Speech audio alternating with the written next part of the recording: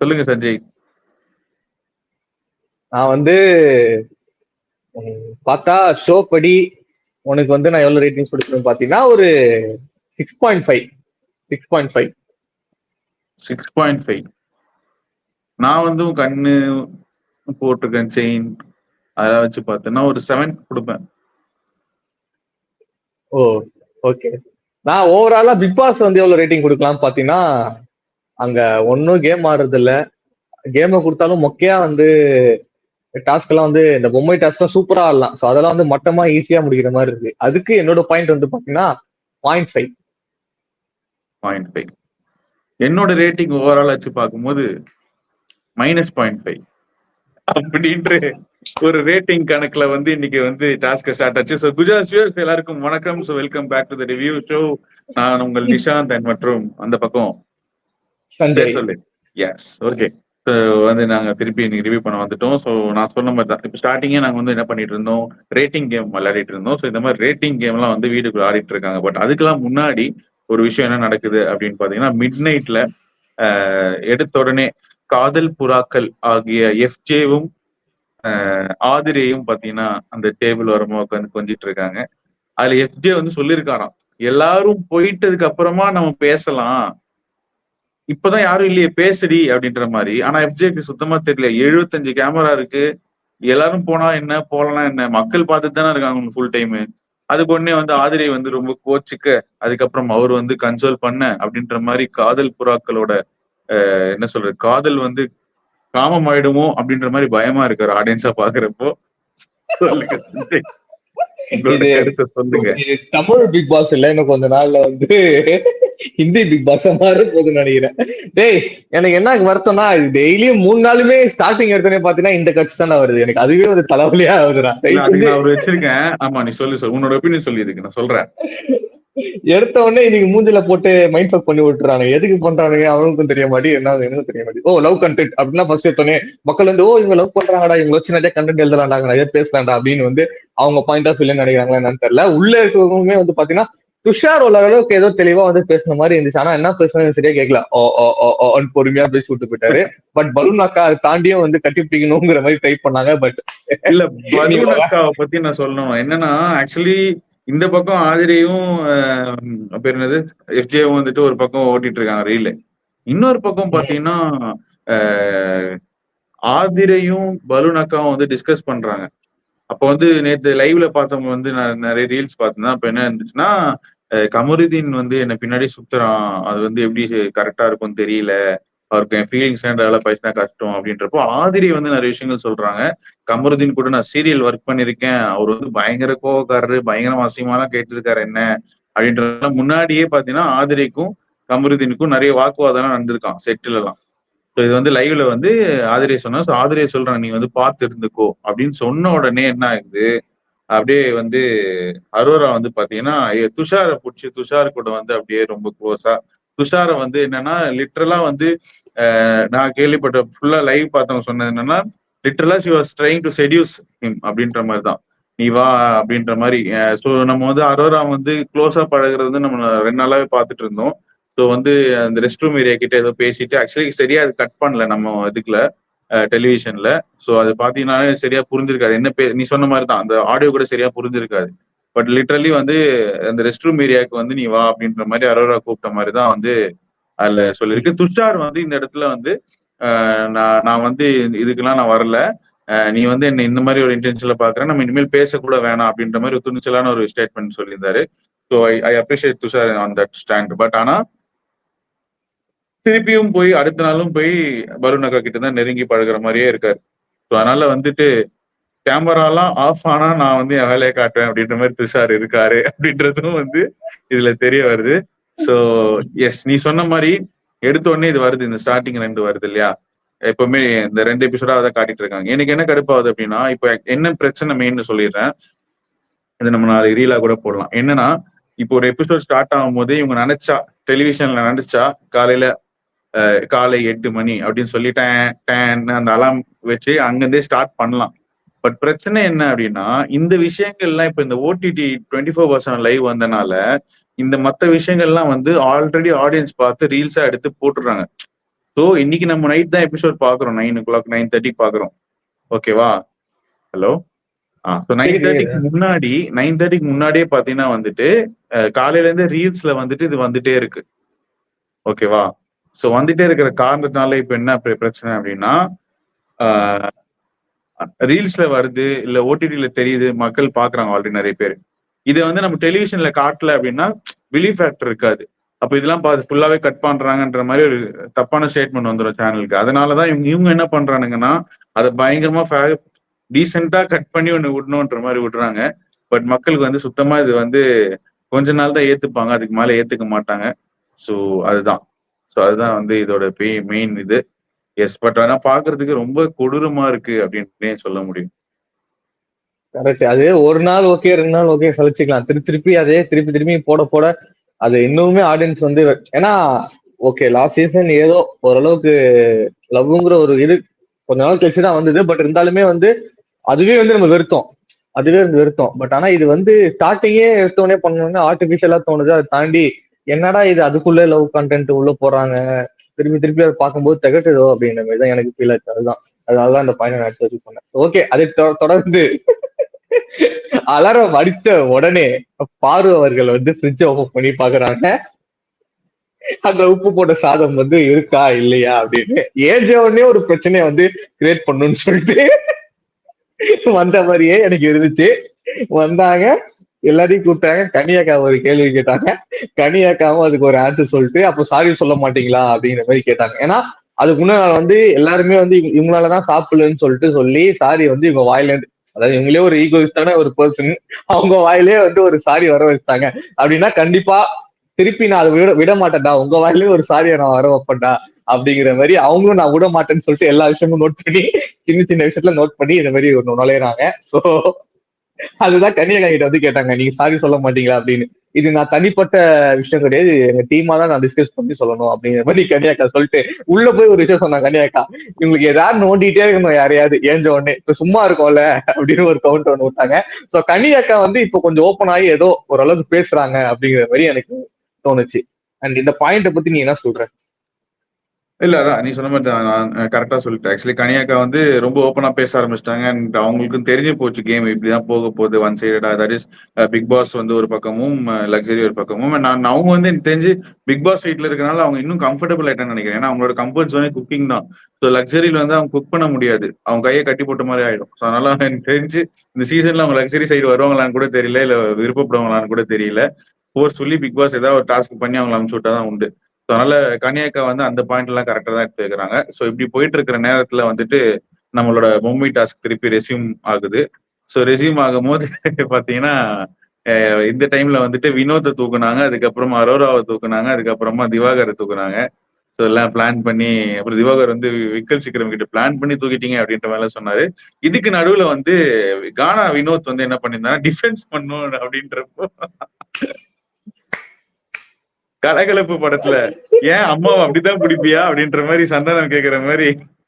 So அது வந்து actually தெரியாம ஆக்சுவலி பண்ணாரு. ஏன்னா ஜென்யூனான பர்சன் அவர். ஆக்சுவலி நம்ம பார்த்த வரைக்கும் அவர் வந்து கெமியை வந்து தங்கச்சி இது மாதிரி தான் பார்த்துட்டு இருக்காரு. அவர் வந்து டிஃபென்ஸ் அப்படின்னோடனே நம்ம பசங்களை எப்படி பண்ணுவோமோ டக்குன்னு அப்படி பண்ணிட்டாரு. ஸோ அந்த பிரெஸ்ட் தொடுமான்னு பார்க்கல. ஆனா இதுல நான் அப்ரிஷியேட் பண்ணது யாருன்னா கெமியை தான். ஏன்னா கெமி வந்து வேற ஏதாச்சும் ஒரு பொண்ணு இந்த இப்ப பாரு கிட்ட எல்லாம் இது பண்ணியிருந்தாருன்னா இந்நேரத்துக்கு அதை வந்து ஒரு 12 மணி நேரம் வச்சு செஞ்சு அருன்னு அறுத்து அதுக்கப்புறம் விமன் கார்டு கூட யூஸ் பண்ணிருப்பா, எப்படி விமனை ஹேண்டில் பண்ணலாம்னு சொல்லிட்டு. ஆனா கெமி வந்து அங்க வந்து இட்ஸ் நாட் அபவுட் உமன் தான், பட் இது வந்து தெரியல அப்படின்ற மாதிரி சொன்னோடனே கேமரா கிட்டே வந்துட்டு சாரி பிக் பாஸ் அப்படின்னு சொல்லி அவருமே ஜெயினா கேட்டார். ஸோ கெமியோட ஸ்போர்ட்ஸ்மேன்ஷிப்பா நாம அங்க பாராட்டலாம். ஓகே. அண்ட் அதுக்கப்புறமா அது மாதிரி போயிட்டு இருக்கும் போது வியானா வந்து வச்சு செஞ்சாங்க கெமி. அதுக்கப்புறம் விட்டு அடிச்சு புரண்டு ஆனாலும் வியானா வச்சுட்டாங்க. ஸோ வியானா வந்து ஒரு கேம் கொஞ்சம் இம்ப்ரூவ் ஆயிட்டு வராங்க. அவங்களுக்கு சரியா பேச தெரியல, பட் ஆனா அவங்க வந்து நிறைய விஷயங்கள் வந்துட்டு அவங்க வைக்கிறதுலாம் வந்து சூப்பரா இருக்கு. ஸோ கேமா வந்து கொஞ்சம் டெவலப் ஆயிட்டு வருது. ஸோ அந்த பொம்மை டாஸ்க்ல அப்படிதான் வந்து இருந்துச்சு. அண்ட் அதெல்லாம் வந்து சரியா போயிட்டு இருக்கும் போது பாத்தீங்கன்னா திடீர்னு வந்து திருப்பி அந்த இது வந்து ரத்து செஞ்சாங்க. திருப்பி வந்து இந்த நாளைக்கு முடிஞ்சிச்சு அப்படின்ற மாதிரி பிக் பாஸ் கிட்ட அனௌன்ஸ்மெண்ட் வந்துச்சு. ஸோ அதுக்கப்புறமா என்ன ஆகுது அப்படின்னா, அந்த சாப்பாடு அப்போ வந்து பாரு வந்து எனக்கு லக்ஸரியில வந்து நான்வெஜ்லாம் வந்துச்சு, எனக்கு வந்து நீ பொட்டேட்டோ தான் வேணும், பொட்டேட்டோ தான் நான் சாப்பிடுவேன் அப்படின்னு சொல்லி ஒரு டிமாண்ட் வைக்கிறாங்க. நான் வெஜிடேரியனால அந்த பொட்டேட்டோ தான் சாப்பிடுவேன்னு சொல்லிட்டு சபரியும் வந்து செஞ்சு தரேன்னு சொல்லியிருந்தாரு. ஸோ இதுக்கப்புறம் குக்கிங்ல ஒரு சண்டை நடந்துச்சு. எஸ், அதை நீ பார்த்திருப்பேன்னு நினைக்கிறேன். ஸோ அதை பத்தி சொல்லு. அதுதான் குக்கிங் சண்டை என்ன ஆச்சுன்னா, லக்ஸுரி டீம்ல வந்து இந்த மாதிரி எங்ககிட்ட கேட்டுட்டே வந்து இவங்க பண்ணலாமே அப்படிங்கிற மாதிரி தூக்கி வச்சுட்டாங்க. அந்த வெங்காயம் தக்காளியோட ட்ரே வந்து தூக்கி அவங்க ஒழிச்சு வச்சுட்டாங்க. ஸோ அது வந்து இவங்களுக்கு வந்து பயங்கரமா வந்து காண்டாச்சு. ஆமா, ஏன்னா எனக்கு என்னன்னா ஒரு பாயிண்ட், அதாவது அவங்க கேட்டு அது பண்ணாத பட்சத்துல நீ வந்து இந்த மாதிரி ரூல் போட்டா ஓகே. நீ கேட்கறது எல்லாமே பக்காவா வந்து உங்களுக்கு தராங்க, அவங்க செஞ்சு தராங்க. அவங்களோட எப்படியா சொன்ன மாதிரி அதுதான். எங்களோட சாப்பாடை வந்து நாங்க லாஸ்ட் 3 பேர் வந்து 2 தட்டோட இதை வந்து ஷேர் பண்ணி சாப்பிடுறோம். ஆனா உங்களுக்கு அப்படி இல்ல, நீ கேட்டதை வந்து நாங்க கரெக்டா செஞ்சு தரோம். அப்புறம் எதுக்கு இந்த மாதிரி புதுசான ரூல்ஸ் வந்து நீங்க போடுறீங்க? அந்த வியானை வந்து கூப்பிடுங்க வெளில, என்ன கால் மேல கால் போட்டு அங்கே ஏற்றி விடுறாங்களா அப்படிங்கிற மாதிரி எம்ஜி வந்து இல்ல, கேட்டாரு. அப்போ வந்து அந்த என்ன ரூல் இல்ல, இவங்க என்ன பிளான் பண்ணாங்க, வினோத் என்ன சொல்லியிருந்தாருன்னா, இப்போ வந்துட்டு என்னன்னா வினோத் என்ன சொல்றாரு அப்படின்னா, லக்ஸரி டீம் நாங்க, நம்ம வந்து வெங்காயம் வச்சுக்கலாம், அவங்க எவ்வளவு அளவு கேட்கறோம் நம்ம கொடுக்கலாம் அப்படின்றப்போ. பட் அவங்க அங்க மறந்தது என்ன விஷயம் அப்படின்னா, அவங்களுக்கு சாப்பாடு என்னன்னாலும் பிக் பாஸ் டீம் தான் குக் பண்ணி கொடுக்கணும். ஸோ அதனால வந்துட்டு அவங்க கிட்ட இருக்கிறதே தான் பெட்டர் ஆக்சுவலி. அதுதான் விக்ரம் வந்து பயங்கர எமோஷனல் ஆயிட்டாரு இந்த இடத்துல. விக்ரம் ஆமா வந்து ஒரு ஆமா. கத்து கத்திட்டு, நான் விக்ரம் எங்க எமோஷனல் ஆகும்னு பார்க்கவே இல்லை. என் தலைவனை வந்து அங்க ஃபர்ஸ்ட் டைம் நான் அழுது பார்த்திருக்கேன். ஸோ அதனால வந்து விக்ரம் அங்க எமோஷனல் ஆயிடாரு. ஏன்னா பிச்சை எடுத்துலாம் சாப்பிட முடியாதுமா, அது குத்துருமான்னு சொன்னோடனே எல்லாருமே அவர் வந்து கன்சோல் பண்ண போயிட்டாங்க. ஸோ அது வந்து அங்க ஒரு தேவையில்லாத ஒரு பிரச்சனையா அப்படின்னு தோணுச்சு. அதுக்கப்புறம் இப்படி வந்துட்டு இருக்கும்போது ரம்யா ஜோக்கும் அதுக்கப்புறம் அரோராக்கும் பயங்கர ஒரு சண்டை. ஸோ அது வந்து ஒரு கொழா சம்மந்தமே சண்டையை விட இல்லாம கேவலமான சண்டை. சம்மந்தமே அப்போ இல்லாம வந்து பத்திட்டு எறியுறீங்க. நான் என்னடா அப்புறம் ஃபுட்ல அரோரா ஆரம்பிச்சு this is my fucking game அப்படின்ற மாதிரி அவங்க வந்து ஒரு பயங்கர ஒரு இதெல்லாம் சொன்னதுக்கு அப்புறமா ரம்யா ஜோ வந்து கேமரா கிட்ட போயிட்டு, பிக் பாஸ் இனிமேல் நான் ஒரு நிமிஷம் வீட்டுல இருக்க முடியாது அப்படின்னோடனே பிக் பாஸ் எவ்வளவு பத்தி எரிஞ்சிருக்கும். ஏன்னா ஒவ்வொரு வாரமும் இது மாதிரி யாராவது கிளம்பிங்களாடா அப்படின்ற மாதிரி அவர் ரெஸ்பாண்டே பாக்குற பண்ணல. நமக்கே பாக்குற அடிச்சுட்டு நமக்கே மைண்ட் சாப்பிட்டா செட் அப்படின்னு ஆச்சு. விட்டுட்டாரு. அடிச்சுட்டு பாக்குற நமக்கே சாப்பிடுற. மைண்ட் செட் ஆச்சு. அதுதான். என்னயா ஏதோ எல்லாத்துக்கும் போயிட்டு வெளில போறோம் வீட்டுக்கு போறோம்னா அப்புறம் என்ன இங்க வந்தீங்க உள்ள அப்படிங்கிற மாதிரி தான் எனக்கு இருந்துச்சு. சோ அதனால வந்துட்டு அப்படிதான் போயிட்டு இருந்துச்சு. எஸ். ஸோ அதனால வந்து அரோராக்கும் அந்த ரம்யா ஜோக்கும் பயங்கர சண்டை. இந்த சண்டை போயிட்டு இருக்கும்போது இந்த எமோஷனல் ஆயிட்டாங்க. அதுக்கப்புறமா வந்து பிக் பாஸ் கொஞ்சம் கூட ரெஸ்பாண்டே பண்ணல. ஸோ அதுக்கப்புறம் அவங்களே ஓகே ஆயிட்டதுக்கு அப்புறமா அந்த கதை சொல்லும் டாஸ்க் வந்து திருப்பி கொண்டு வந்தாங்க. அந்த தூங்குறது சரியான தூக்கம் வர டாஸ்கா வந்து அது இருக்கிறாங்க. அந்த கதை சொல்லும் டாஸ்க்ல ஒருத்தவங்க தான் சொல்லணும் அப்படின்றது எனக்கு ரொம்ப ஒரு ஒண்ணுதான் வரப்போதா, அப்ப பரவாயில்லப்பா எபிசோட் நல்லா இருக்கும் அப்படின்னு நான் யோசிச்சேன். அதுக்கப்புறம் பார்த்தா கமருதீன் எழுந்துக்கிறாரு, ரம்யாஜும் எழுந்துக்கிறாங்க. நானே சொல்லிடுறேன் அப்படின்றப்போ, இல்ல இல்ல நான் சொல்லணும், நான் இன்னைக்கு சொன்னாதான் என் கதை சொன்னா தெரியும் அப்படின்ற மாதிரி பெரிய கதை சொல்ல போறாங்க அப்படின்னு சொல்லி பயங்கர எக்ஸ்பெக்டேஷனோட உட்கார்ந்தா, அவங்க சொன்ன கதை வந்து பாத்தீங்கன்னா தமிழ் சினிமால நிறைய படங்கள்ல வந்து ஒரு மிக்ஸ் பண்ண கதை மாதிரி தான் இருந்துச்சு. அதாவது சொல்லும் போது என்னன்னா, இந்த கதை சொல்லும் டாஸ்க் வந்து வர வர ரொம்ப போர் ஆயிடுச்சு வர வர சீசன்ஸ்ல. என்னன்னா, நீ கரெக்ட். ஃபர்ஸ்ட் நம்ம எமோஷனல் ஆச்சு சாண்டியோட கதை கேட்கிறப்போ, இல்ல வந்துட்டு நிறைய கதைகள் கேட்கிறப்போ. ஆனா இப்பெல்லாம் வந்து என்ன ஆகுது, ரொம்ப சேச்சுரேட் ஆயிடுச்சு. ஏன்னா அதே பேட்டர்ன்ல சொல்றாங்களோ, அவங்க சிம்பத்தி லைக் அங்க கிரியேட் பண்ணி நான் இமேஜ் இப்படி வந்திருக்கேன் கஷ்டப்பட்டு. எல்லாரும் தான் கஷ்டப்பட்டு தான் வராங்க. ஓகேவா? இந்த ஒரு மீடியா சினிமானாலுமே இவனுக்கு யாருமே நமக்கு பேக்ரவுண்ட் இல்லாதவங்க எல்லாருமே கஷ்டப்பட்டு தான் வராங்க. பட் ஒரு கஷ்டப்பட்டு வர்றது வந்து நான் கஷ்டப்பட்டேன்றத தாண்டி இந்த கதையில அவங்க சொன்னது பாத்தீங்கன்னா, அவங்க எப்படி வந்தாங்கன்றத சொல்றத தாண்டி அந்த பையனை பத்தி மட்டும் தான் எக்ஸ்ட்ராவாவே சொன்னாங்க. அந்த பையனுக்காக நான் இது கரெக்ட். பண்ணேன், ஜெயில இருந்து இவங்க கொண்டு வந்தேன், கடைசியில அவனை வேணாம்னு சொன்னேன்ற மாதிரி அதுக்கு வேற கைத்தட்ட ஒரு 10 பேரு. கதை சொல்லும் டாஸ்க்ல உங்களது ஜேர்னியை பத்தி தான் நீங்க சொல்லணுமே தவிர, அவங்க வந்து சில விஷயங்கள் தான் சொன்னாங்க. பட் இப்போ அவங்க சொல்லியிருக்கலாம். நான் டான்ஸரா இருக்கும்போது இந்த ஸ்ட்ரகிள் ஃபேஸ் பண்ணியிருக்கேன். இந்த மாதிரி என்ன கூப்பிட்டுருக்காங்க, படுக்க கூப்பிட்டுருக்காங்க. இல்லைன்னா வந்து இது மாதிரி ஹராஸ் பண்ணிக்க பட் அதெல்லாம் தாண்டி நான் வந்தேன் அப்படின்னு சொன்னா அது இன்ஸ்பிரேஷனா இருக்கும். ஆனா நரேட்டிவாவே மாறி அந்த பையனை வந்து ஃபர்ஸ்ட் இவங்க வேணாம்னு சொல்லியிருக்காங்க. அந்த பையன் ஏமாத்திட்டான்னு தெரியுது. திருப்பி இவங்க தான் அந்த பையன் கிட்ட போறாங்க. அப்படி ஏமாத்தம் தெரிஞ்சவங்க கிட்ட நீங்க வந்து 5 லட்சம் குடுத்து நீங்க வந்து ஜெயில இருந்து எடுக்கிறீங்க. அதுக்கப்புறம் நான் வந்து அவனை வேணாம்னு சொல்லிட்டேன் அப்படின்றதுல ஒன்றும் பெருசா இது இல்ல. ஸோ அவங்களோட ஸ்ட்ரகிள் ரம்யா ஜோன்ற பர்சனை பத்தி என்ன தெரியும்? அவங்க அம்மா அப்பா சின்ன வயசுல இது இப்ப சண்டை போட்டு போயிட்டாங்க. அதுக்கப்புறம் அவங்க தனியா வளர்ந்தாங்க. இதுதான் இப்ப ஆடியன்ஸ்க்கே தெரிஞ்சதுதான். இது நம்ம ஏவிலேயே பார்த்தாச்சு. ஸோ இதை தாண்டி அவங்க இன்னும் கொஞ்சம் பெட்டரா சொல்லியிருக்கலாம் அப்படின்றதான் என்னோட கருத்து. ரொம்பவே மட்டமான ஒரு ஸ்டோரி டெல்லிங்கா இருந்துச்சு. உனக்கு என்ன தோணுது? எனக்கு அப்படிதான் தோணுச்சு. எனக்கு இது இந்த இந்த கதை சொல்றோம் டாஸ்க் வந்தாலே எனக்கு ஒரு மாதிரி ஆயிடுது. அப்ப ஆஃப் பண்ணிட்டு போயிடலாமா இல்ல ஸ்கிப் பண்ணிடலாமாங்கிற மாதிரி தான் தோணுது. ஒரு மாதிரி தூக்கமா ஐயோ அதுல கைத்தட்டலாம் பார்த்தா எனக்கு ஒன்றும் புரியல. என்னடா நீங்க பண்றீங்க?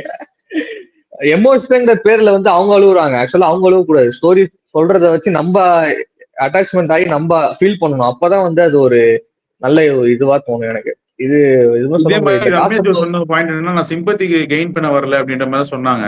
ஆனா இன்னைக்கு அவங்க சொன்ன நரேட்டிவ் பாத்தீங்கன்னா சிம்பத்தி மாதிரி தான் இருக்கு.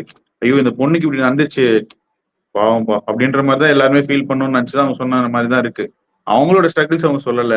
அவங்க வந்து கஷ்டப்பட்டு இப்போ சேலரி கிடைக்காது, இல்ல நான் இந்த காஸ்டியூம் போடும்போது எனக்கு கஷ்டமா இருக்கும், இல்ல மத்தவங்க கூட ஆடும்போது ஒரு மாதிரி இருக்கும், அதெல்லாம் எதுவுமே சொல்லவே இல்லை. ஸோ அதனால இந்த கதை சொல்லும் டாஸ்க்கும் மொக்கையாவே முடிந்து விட்டது. இது வந்து ரம்யா ஜோ கதைன்னு கேட்டியா இல்ல அவன் ஆள் கதைன்னு கேட்டா அவன் ஆள் கதை நினைக்கிறேன். மாத்தி சொல்லிட்டாங்க இவங்க கதை சொல்றதுக்கு பதிலா அவங்க ஆளோட கதையை சொல்லிட்டாங்க. அப்படிதான் தெரிஞ்சுச்சு எனக்கு. ஆமா. சோ அந்த யார் அந்த நபர் இப்ப அப்படின்றதுதான் இப்போ வந்து தேடி கண்டுபிடிப்பாங்க நம்ம ஆட்கள். சோ பார்ப்போம் இன்ஸ்டால வந்து வருதான்னு சொல்லி. அண்ட் இன்ஸ்டால ட்ரெண்ட் ஆயிட்டு இருக்கிற ஒரு விஷயம் நம்ம நேத்தே சொன்னதுதான். கானா வினோத்தும் திவாகரோட அந்த மெய்யழகன் காம்போ. சோ நேத்துமே வந்து ரவுண்ட் முடிச்சுட்டு வந்திருக்காரு போல. அப்புறம் நான் யாரை தடுத்தேன்னு தெரியுமா? கமருதீன் தடுத்தேன். அதுக்கப்புறம் பிரவீன்ராஜ் கிட்ட பார்த்து வினோத்தா வினோத் அப்படின்னு தர்பீஸு தர்பீஸு வாட்டர் மெலன் ஓரளவுக்கு கொஞ்சம் இம்ப்ரூவ் இது பண்ணாங்க. விட்டுட்டோம்டா. இன்னைக்கு எபிசோட்ல நடந்துச்சு. இன்னைக்கு எபிசோட்லயும் அந்த சண்டை போயிட்டு இருக்கும்போது ஆமா திருப்பி என்ன அதே ஆமா பேசுறேன்னு ஆமா. சொல்லி திருப்பி அங்க லாஸ்டா ஆக்சுவலி வந்து கை கொடுத்து இது பண்றாங்க. இவன் சுபிக்ஷா வேற திவாகர் லெவலில் சொன்னா, நீங்க சண்டை போட்டுவீங்க லாஸ்டா 2 பேரும் சேர்ந்து ரொமான்ஸ் பண்ணுவீங்க, நாங்க எதுவும் பண்ண முடியாது. ஆக்சுவலி திவாகர் அடக்கிறதுக்கு கணக்கிட்டான அது வந்து கானா வினோத் தான். சோ அது வந்து ஒரு பெரிய அன்எக்ஸ்பெக்டட் காம்போவே அமைஞ்சிச்சு. சத்தியமா சீசன் ஆரம்பிக்கும் போதோ இல்ல ஃபர்ஸ்ட் நாளுக்கும் நமக்கு தெரியவே இல்லை இது ஒரு காம்போவே மாறும்னு சொல்லி. நம்ம பாரு திவாகர் காம்போ விட இது ரொம்ப நல்லா இருக்கு. சோ திவாகர் வந்து திவாகரோட கேம் கொஞ்சம் இம்ப்ரூவ் ஆயிருக்கு. அண்ட் எஸ் அதான் மத்தவங்களோட சொன்னாங்க. கேமும் கொஞ்சம் இம்ப்ரூவ் ஆயிருக்கு. பட் இன்னி வரைக்குமே வெளியில தெரியாத ஒரே ஒருத்தவங்க அப்சரா மட்டும்தான். அவங்க வந்து நேத்து அழுகுறாங்க அப்படின்ற நிறைய ரீல்ஸ் எல்லாம் வந்துச்சு. ஆனா அழுதாலுமே வந்துட்டு அவங்க அவங்க போர்ஷன் வேணும்னே கட் பண்றாங்களா இல்ல என்னன்னு தெரியல. அப்சரா அந்த வீட்டுல ஒரு ஃப்ரேம்ல கூட இன்னைக்கு ஒரு ஒரு வாய் அசைச்சது கூட நான் பாக்கல. ஐ டோன்ட் நோ டாஸ்க்ல வை. கூட அவங்க பாக்கல. எஸ். ஸோ அதனால வந்து இந்த வாரத்தோட ப்ரெடிக்ஷன் படி நாங்க எப்பவுமே I'm sticking on to Apsara. நீயும் அதேதான். ஸோ அப்சரா அதுதான் தான் எவிக்ட் ஆகணும். கெம்மி எல்லாம் தயவுசெய்து எவிக்ட் பண்ணி விட்டுறாதீங்க. நான் கெம்மி ஃபேன்லாம் கிடையாது. பட் அவங்க பொட்டன்ஷியல் கண்டஸ்டன்ட், அவங்க ஓட்டு இன்னும் கம்மியா தான் இருக்கு. ஸோ கொஞ்சம் ஏத்தி விடுங்க எல்லாருமே. Okay chess. ஸோ முடிச்சுக்கலாமா? கடை சாத்திடலாமா? அவ்வளவுதான். இன்னைக்கு எபிசோடும் பெருசா ஒன்றும் இல்ல. இந்த டாஸ்க் தான் போயிட்டு இருந்துச்சு. ஸோ இன்னும் நாங்க நிறைய எதிர்பார்க்கிறோம். அதுக்கு துஷாரோட லவ் கண்டென்ட்டும் அதுக்கப்புறம் எஃப்டியோட லவ் கண்டென்ட் கிடையாது. அதுக்கு ஃபுல் ஸ்டாப் வைக்கணும் இந்த வீக்கெண்ட்ல. ஸோ அதுக்கு ஏதாச்சும் டீம் கண்டிப்பா பண்ணுவாங்க அப்படின்றத நான் நம்புறேன். இல்லைன்னா எல்லாரோட கேமும் கெட்டு போயிடும். துஷாரோட கேமும் கெட்டு போயிடும், எஃப்ஜியோட கேமும் கெட்டு போயிடும்.